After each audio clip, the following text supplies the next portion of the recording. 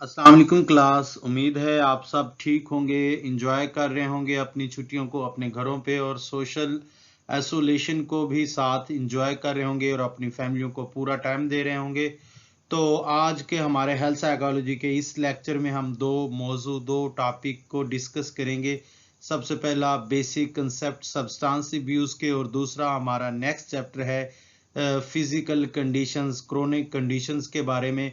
तो उसकी हम पहली कंडीशन हार्ट डिजीजेस के बारे में डिस्कस करेंगे क्योंकि वो इंटरलिंक्ड है हमारी स्मोकिंग बिहेवियर के साथ। तो लें जी, हम अब अपने लेक्चर का प्रॉपर आगाज करते हैं कि किस तरह हमारा स्मोकिंग का होगा।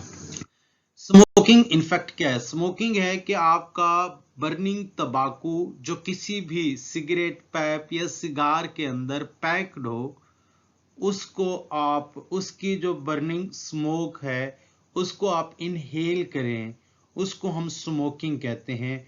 कोई भी तंबाकू जो किसी सिगार पैप या सिगरेट के अंदर पैक हो, उसकी जो बर्निंग स्मोक है उसको आप इनहेल करें, उसको हम स्मोकिंग कहते हैं। तो स्मोकर क्या होता है? स्मोकर वो पर्सन जो कम से कम एक वीक में एक सिगरेट भी पीता हो, उसको हम स्मोकर कह सकते हैं। और इसी तरह जब रेशो बढ़ती जाती है उसको किसी को हम चेन स्मोकर कहते हैं। तो स्मोकिंग इनफैक्ट जो है ना आपका यूके के अंदर मेन काज है प्रिवेंटेबल डिजीजेस की, जिनकी वजह से प्रीमैच्योर डेथ होती है। अब यहाँ पे दो चीजें हैं, प्रिवेंटेबल डिजीज और प्रीमैच्योर डेथ। प्रिवेंटेबल डिजीज का मतलब वो बीमारियां जिनसे हम बच सकते हैं। प्रीमैच्योर डेथ जो आपकी एक डेथ की एज है उससे पहले किसी डिजीज किसी भी नशे की लत की वजह से अगर आपकी डेथ हो जाती है, आपकी जिंदगी खत्म हो जाती है, तो उसको हम प्रीमैच्योर डेथ कहते हैं। तो कहा जाता है कि अभी तक भी यूके के अंदर स्मोकिंग जो है ना प्रिवेंटेबल, जिससे हम बच सकते हैं, उन बीमारियों की एक मेन वजह है जो कि प्रीमैच्योर डेथ की तरफ लीड करती हैं। उम्मीद है आपको समझ आ गया होगा कि स्मोकिंग क्या है। यूके के अंदर मेन काज है प्रिवेंटेबल डिजीजेस से बचने के लिए जो प्रीमैच्योर डेथ की तरफ लीड करती है। और एक अंदाजे के मुताबिक रिसर्च की जो है ना इन्फ्रेंसिस के मुताबिक, रिजल्ट्स के मुताबिक, कंक्लूजन के मुताबिक 80,000 जो डेथ्स हैं वो स्मोकिंग की वजह से होती हैं इंग्लैंड में। तो इस स्लाइड में हमने देखा स्मोकिंग क्या है, स्मोकर कौन से लोग होते हैं। यूके के अंदर जो है ना मेन काज प्रिवेंटेबल और प्रीमैच्योर डेथ की स्मोकिंग है, और इंग्लैंड के अंदर 80,000 लोगों की ऑन एवरेज डेथ होती है। तो इंग्लैंड और यूके की हमें रिसर्चेस इसलिए मैं आपको बता रहा हूं क्योंकि पाकिस्तान की हमारे पास जो स्टैटिस्टिक्स हैं वो अवेलेबल नहीं थी, तो इसलिए जहां से अवेलेबल थी वो मैं आप लोगों को प्रेजेंट कर रहा हूं। नेक्स्ट है स्मोक की जो प्रेवलेंस है वो कितना है। अब हमें एक कॉमन सेंस है, हमें अंदाजा है कि हमारे जो कंट्रीज हैं उनको दो तरह से डिवाइड किया गया है, डेवलप्ड कंट्रीज और डेवलपिंग कंट्रीज। जो हमारे डेवलप्ड कंट्रीज हैं उनमें 35% मेन स्मोकिंग करते हैं और 22% वेमेन स्मोकिंग करती हैं। और जो हमारे पास डेवलपिंग कंट्रीज हैं लाइक पाकिस्तान, उसमें 50% मेन जो है ना स्मोकिंग करते हैं और 9% हमारे पास वेमेन स्मोकिंग करती हैं। तो डेवलप्ड और अंडर डेवलप्ड कंट्रीज की स्टैटिस्टिक्स में हमारे पास 35% मेन डेवलप्ड कंट्रीज में जो तरक्की जो डेवलप्ड कंट्रीज हैं और 22% जो फीमेल उनमें करती हैं, और दूसरे हिस्से में हमारे पास 50% मेल डेवलपिंग कंट्रीज में और 9% वेमेन या फीमेल हमारे डेवलपिंग कंट्रीज में स्मोकिंग करती हैं। स्मोकिंग के हमारे हेल्थ के ऊपर दो तरह के इफेक्ट होते हैं, एक नेगेटिव जो कि वाकई ही रियलिटी में होते हैं, और पॉजिटिव जो कि हम एज्यूम कर रहे होते हैं। नेगेटिव में cancer, CHD, loss of healthy life years, यानी कि अगर आपकी 60 साल एज थी तो आप 60 साल तक एक सेहतमंद जिंदगी गुजार सकते थे, लेकिन स्मोकिंग की वजह से आपकी सेहतमंद जिंदगी 60 साल नहीं रही, आप 50 साल तक सेहतमंद थे और बाकी 10 साल आपके दवाइयों पे गुजरे। तो इसको हम कहते हैं loss of healthy life years. और उसके बाद पॉजिटिव इफेक्ट जो हम इज्यूम करते हैं कि हमारे पास पॉजिटिव इफेक्ट में हमारा स्मोकिंग की वजह से पॉजिटिव मूड हो जाता है, हम डिफिकल्ट सिचुएशन की वजह साथ इजिली कोप अप कर लेते हैं। तो इसके बारे में समझा जाता है, आप लोगों को शायद इसमें कंफ्यूजन हो कर डिफरेंट रिसर्चेस ये बताती हैं अपनी कंक्लूजन में, रिजल्ट में, कि हमारे पास जो स्मोकर होते हैं वो ये सोचते हैं जैसे स्मोकिंग का धुआं हमारे अंदर से बाहर आता है तो इसी तरह हमारा स्ट्रेस लेवल रिड्यूस हो जाता है, रिलीज हो जाता है। तो ये एक उन लोगों की अजम्पशन होती है, इनकी कोई साइंटिफिक प्रूव नहीं है कि ऐसा करने से वाकई उनका स्ट्रेस रिलीज होता है या नहीं। तो मैंने यहाँ पे बताया नेगेटिव इफेक्ट वाकई ही एम्पिरिकली जो है ना इन्वेस्टिगेटेड है, और जो पॉजिटिव इफेक्ट हैं वो जस्ट स्मोकर के इज्यूम्ड है।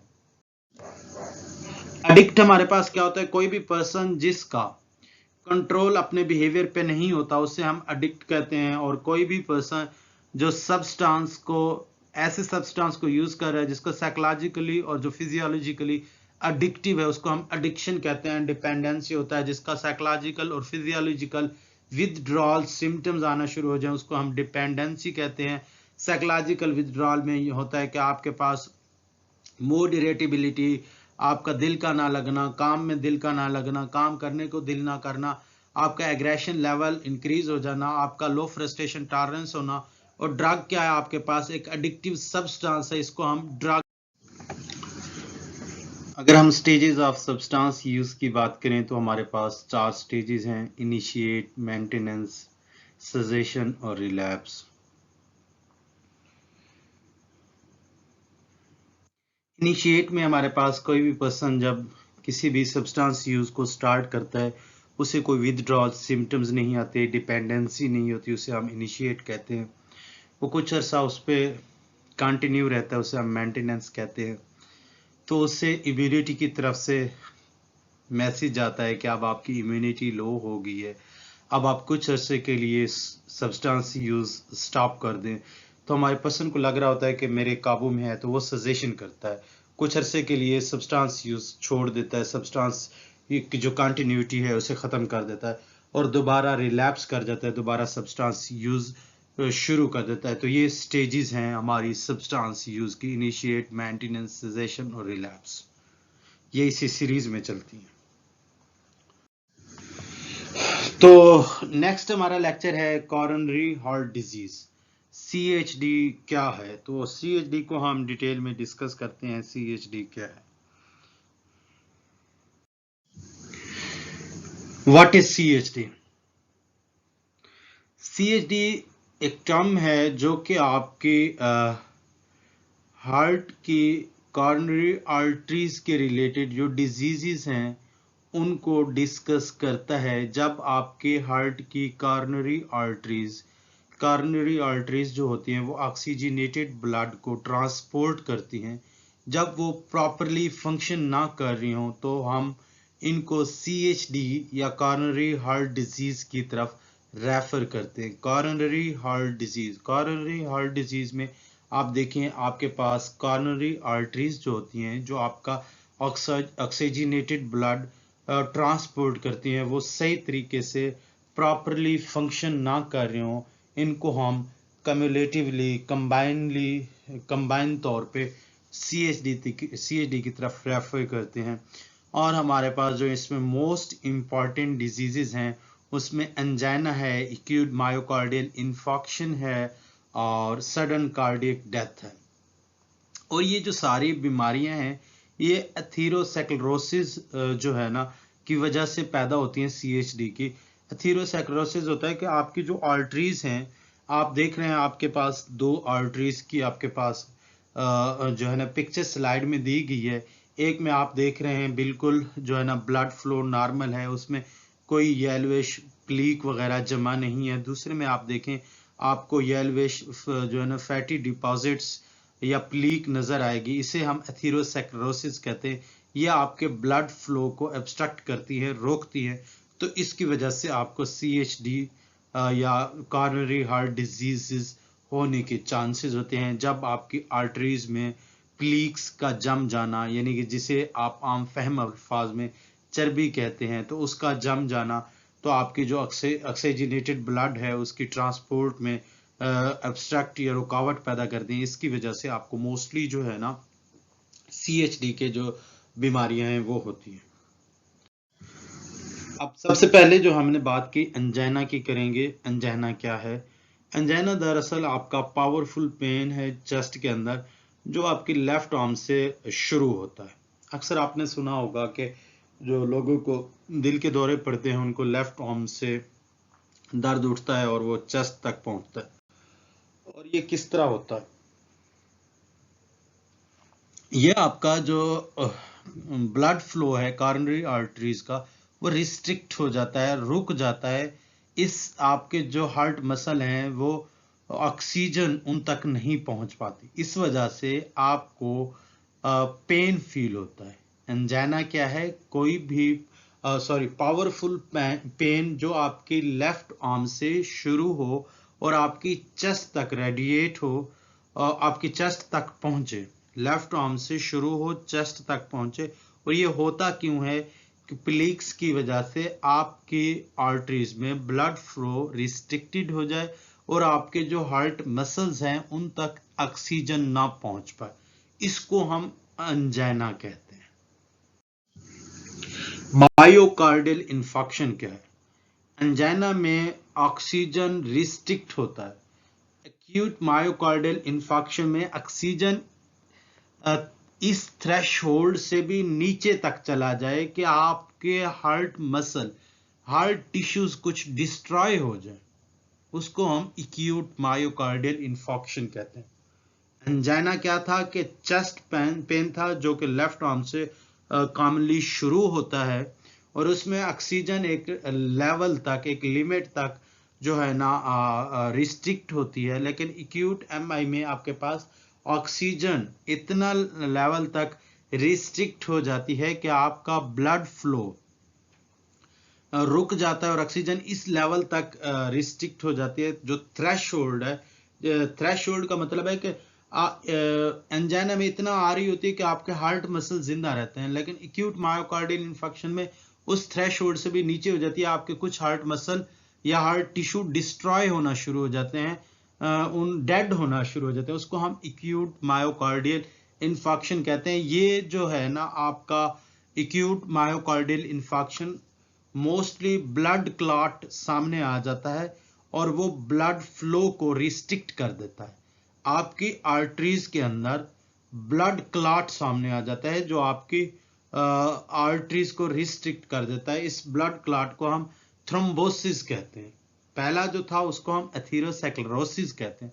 एथेरोस्क्लेरोसिस प्लीक्स होती है जो आपकी आर्टरीज में हो जाती है, जिसकी वजह से ब्लड फ्लो रिस्ट्रिक्टेड होता है, लेकिन थोड़ा बहुत होता रहता है। लेकिन दूसरी साइड पे थ्रोम्बोसिस क्या होता है कि ब्लड क्लॉट बन जाता है जो आपके ब्लड फ्लो को रोक देता है और ऑक्सीजन बिल्कुल भी हार्ट मसल तक थ्रेशोल्ड जो होता है उससे भी नीचे चली जाती है। इसकी वजह से आपके कुछ हार्ट टिश्यूज डिस्ट्रॉय हो जाते हैं, इसको हम एक्यूट मायोकार्डियल इन्फेक्शन कहते हैं।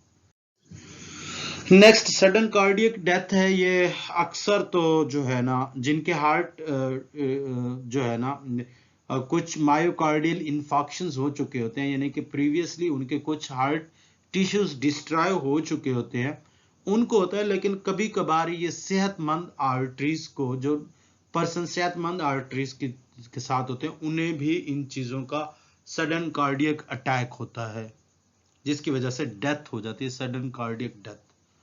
अक्सर आपने सुना होगा कि दिल के 3 दौरे पड़ते हैं तो बाज़ औक़ात लोग एक ही दौरे में फौत हो जाते हैं। तो ये उस टाइप की एक चीज़ है सडन कार्डियक डेथ, कि आपके या तो प्रीवियसली कोई आपको MIs यानी मायोकार्डियल इन्फेक्शन हो गया हो, या आप का इतना लेवल तक जो है ना थ्रोम्बोसिस की वजह से, ब्लड क्लॉट की वजह से ऑक्सीजन रिस्ट्रिक्ट हो के आपका जो है ना हार्ट मसल मोस्टली डिस्ट्रॉय हो जाए, उससे भी डेथ हो जाती है। अब इसमें रिस्क फैक्टर कौन से हैं? हमारे पास 2 तरह के रिस्क फैक्टर होते हैं किसी भी डिजीज को मैनेज करने के लिए। एक को हम नॉन मॉडिफाइएबल रिस्क फैक्टर कहते हैं, दूसरे को हम मॉडिफाइएबल रिस्क फैक्टर कहते हैं।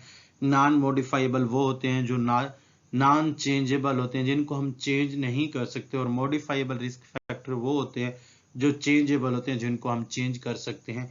कोई भी बीमारी होती है उसके ऑलमोस्ट दो तरह के फैक्टर्स होते हैं, कुछ काबिल चेंज होते हैं, कुछ नाकाबिल चेंज होते हैं, जिनको हम नॉन मॉडिफाइएबल कहते हैं। तो हमारे पास CHD के जो नॉन मॉडिफाइएबल फैक्टर्स हैं, उनमें हमारे पास एजुकेशनल स्टेटस है, सोशल मोबिलिटी है, सोशल क्लास है, एज है, जेंडर है, स्ट्रेस रिएक्टिविटी है, फैमिली हिस्ट्री है और एथनिसिटी है। तो फैमिली हिस्ट्री का पता है, स्ट्रेस का आप लोगों को पता है, एज का आपको पता है कि एज हमारी जितना ज़्यादा होती जाती है तो हम CHD के लिए ज़्यादा वल्नरेबल होते हैं। सोशल क्लास में आपको पता है कि जो हमारे पास लोअर मिडिल क्लास फैमिलीज या लोग जिस इस इकोनॉमी क्लास से बिलोंग करते हैं उनको ज़्यादा चांसेस होते हैं। सोशल मोबिलिटी भी इस पे इफेक्ट करती है। तो इंटरेस्टिंग बात मैं आपको यहाँ पे जेंडर के हवाले से बताऊंगा, बड़ी इंटरेस्टिंग जेंडर की फाइंडिंग्स हैं CHD के हवाले से। हमारे पास मेल और फीमेल जेंडर में आते हैं। फीमेल का एक मंथली जो है ना साइकिल होता है, मेंस्ट्रुएशन साइकिल हम उन्हें कहते हैं। मैंने जेंडर में कुछ लोगों को पढ़ाया हुआ है, कुछ लोगों को पढ़ा रहा हूँ। मेंस्ट्रुएशन साइकिल में ये होता है कि फीमेल के जब मेंस्ट्रुएशन साइकिल स्टॉप हो जाता है उसे हम मीनोपॉज कहते हैं। तो रिसर्चेस के मुताबिक जब तक मीनोपॉज ना हो तब तक मेल को CHD की वजह से डेथ होने के चांसेस ज्यादा होते हैं और CHD के भी चांसेस ज्यादा होते हैं। जब तक फीमेल की एक एज लिमिट है 45 ऑलमोस्ट, तो 45 इयर्स तक या 50 इयर्स तक, 45 टू 50 इयर्स तक, इससे पहले का जो एज है उसमें मेल को CHD होने के चांस और CHD की वजह से डेथ होने के चांस ज्यादा होते हैं एज कंपेयर टू फीमेल। लेकिन 45 टू 50 इयर्स एज में फीमेल को मीनोपॉज हो जाता है, उसका मेंस्ट्रुएशन जो साइकिल है वो स्टॉप हो जाता है। उसकी वजह से फीमेल में CHD के चांसेस और CHD की वजह से डेथ के चांसेस मेल की निस्बत डबल हो जाते हैं। जब तक उसका मेंस्ट्रुएशन साइकिल कंटिन्यू रहेगा तो उसके CHD के चांसेस कम है, जैसे मीनोपॉज होगा तो फीमेल में CHD के चांसेस ज्यादा होंगे। अच्छा, मॉडिफाइबल फैक्टर्स कौन से हमारे पास? स्मोकिंग बिहेवियर है, ओबेसिटी है, हाई ब्लड प्रेशर है, सेडेंटरी लाइफस्टाइल। सेडेंटरी लाइफस्टाइल उसमें जिसमें आप बिल्कुल लेयर टाइम गुजारते हैं, कोई काम काज नहीं करते, जिसे आम फहम अल्फाज में जो है ना आप कोई टीवी देख ली, स्क्रीन टाइम गुजार रहे हैं, इसे हम परसीव्ड वर्क स्ट्रेस है, पर्सनैलिटी टाइप है। तो ये हमारे पास मॉडिफाइबल रिस्क फैक्टर हैं और ऊपर वाले हमारे पास नॉन मॉडिफाइबल रिस्क फैक्टर हैं। साइकोलॉजिकल रिस्क फैक्टर्स क्या है CHD के? डिप्रेशन रोल प्ले करता है, मोर्टेलिटी और मॉर्बिडिटी CHD की, और एंजाइटी के भी प्रोग्नोसिस के ऊपर यानी कि सेहत याबी के ऊपर नेगेटिव इम्पैक्ट हैं। और लेकिन कहा जाता है कि एंजाइटी का एटियोलॉजिकल रिस्क फैक्टर में लेस क्लियर जो है ना कंट्रीब्यूशन नजर आता है कि एंजाइटी की वजह से CHD के होने के चांस अभी तक क्लियर नहीं है, लेकिन CHD के होने के बाद CHD का जो प्रोग्नोसिस है, जो ट्रीटमेंट है, उस पे इसके एडवर्स इफेक्ट है एंजाइटी के। एक्यूट स्ट्रेस का दोनों पे इम्पैक्ट है, प्रोग्नोसिस और एटियोलॉजी का रिस्क फैक्टर में, और लो लैक ऑफ सोशल सपोर्ट का भी प्रोग्नोसिस के ऊपर जो है ना एडवर्स इफेक्ट है। CHD के जो प्रोग्नोसिस है उसका लैक ऑफ सोशल सपोर्ट का उस पे एडवर्स इफेक्ट है। नेक्स्ट हमारे पास जो है इसी role of psychology in CHD में, अब आपका जैसा बिलीफ सिस्टम होगा वैसे आपके, ज़ाहिर बात है, आपके आउटपुट होगी। अगर आपका बिलीफ सिस्टम है कि you are getting healthy, you will be healthy after some time, तो आपके ज़्यादा चांस है आप हेल्दी हो। अगर आपके चांस भी हैं हेल्दी होने के, तो अगर आपका बिलीफ है कि आप सेहतमंद नहीं हो सकते, तो आप नहीं होंगे। और साइकोलॉजिकल इम्पैक्ट में मायोकार्डियल में डिनाइल है, एक्सेप्टेंस है और मेडिकेशन अडेरेंस है। ये बिहेवियर है, मेडिकेशन अडेरेंस को हमने पढ़ा हुआ है। डिनाइल है कि आप जब CHD का डायग्नोसिस मिलता है, मोस्टली लोग डिनाइल के फेज में चले जाते हैं। वो सोचते हैं कि मुझे नहीं हो सकता, डॉक्टर ने गलत कहा है, मशीनरी गलत थी, मैं किसी और जगह से करूंगा, और यूं उनका टाइम काफ़ी वेस्ट हो जाता है। एक्सेप्टेंस हमेशा, मैंने आपको क्लासेस में भी बताया हुआ कि एक्सेप्टेंस पहली चीज़ है जो कि आपके किसी भी बिहेवियर को चेंज करने में इस्तेमाल हो सकती है। वो बिहेवियर आपके ट्रीटमेंट का है, वो बिहेवियर आपकी प्रिवेंशन का है। अगर आप स्मोकर हैं और सोचते हैं कि हाँ स्मोकिंग की वजह से CHD होगी, तो आप स्मोकिंग छोड़ पाएंगे। और अगर आपको CHD, किसी भी CHD हो गया और उसने एक्सेप्टेंस डेवलप की कि अब दवाइयां खाने से मैं सेहतमंद हो सकता हूं, अब ये उसकी एक्सेप्टेंस है, तो वो दवाइयां खाएगा, अदरवाइज नहीं खाएगा। और उसके बाद हम चेंज कर सकते हैं रिस्क फैक्टर को, स्मोकिंग को, डाइट को, हाई ब्लड प्रेशर को मेंटेन कर सकते हैं और पेशेंट की रिहेबिलिटेशन का काम कर सकते हैं। उसका एक्सरसाइज का बिहेवियर इंक्रीज कर सकते हैं, लाइफस्टाइल जो फैक्टर्स हैं उनको मॉडिफाई कर सकते हैं, उसकी इलनेस की परसेप्शन को चेंज कर सकते हैं, स्ट्रेस मैनेजमेंट कर सकते हैं। ये चीज़ें हमारे पास जो है ना उसके प्रिवेंटेबल भी यूज़ हो सकती हैं और क्योरेबल भी यूज़ हो सकते हैं psychological factors. Thank you very much. Hope so आपको आज का लेक्चर में कोई कन्फ्यूजन नहीं होगी।